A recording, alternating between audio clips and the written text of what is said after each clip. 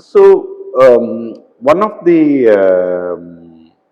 risk management tools that Graham talked about and which is quite widely accepted is diversification of your portfolio.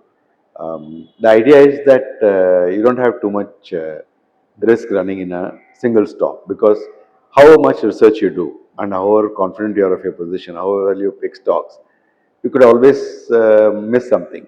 And of course, you don't know what you don't know. So, and if you take a very, very large position, it can affect your portfolio in a significant way.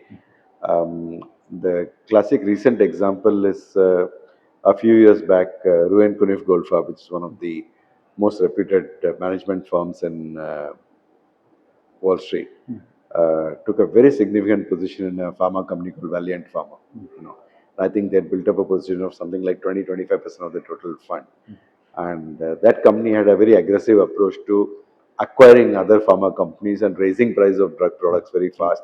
So they made a lot of money, but then they attracted regulatory interest, and the company basically collapsed.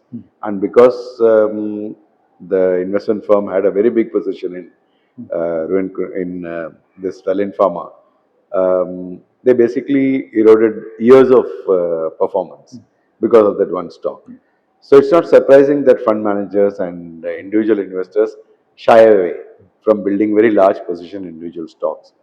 But once in a while, you come across a situation where it seems so favorable to you that you must actually, you know, uh, after putting in the safeguards, invest a significant portion of your money in that.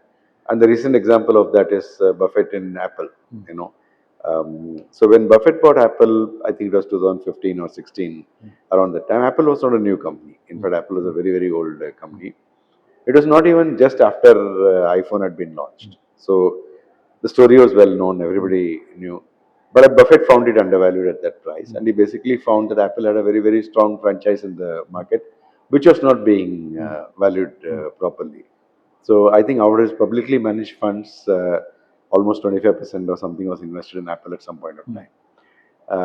But Buffett built up his position gradually. It was not that on day one he went and bought, used 25% of his money to buy Apple. So you can build and you must build very large positions as a percentage of your portfolio when you find an exceptional opportunity, and that is what gives a big kicker to your portfolio. But you can't do it all the time, and you can't do it with mediocre opportunities.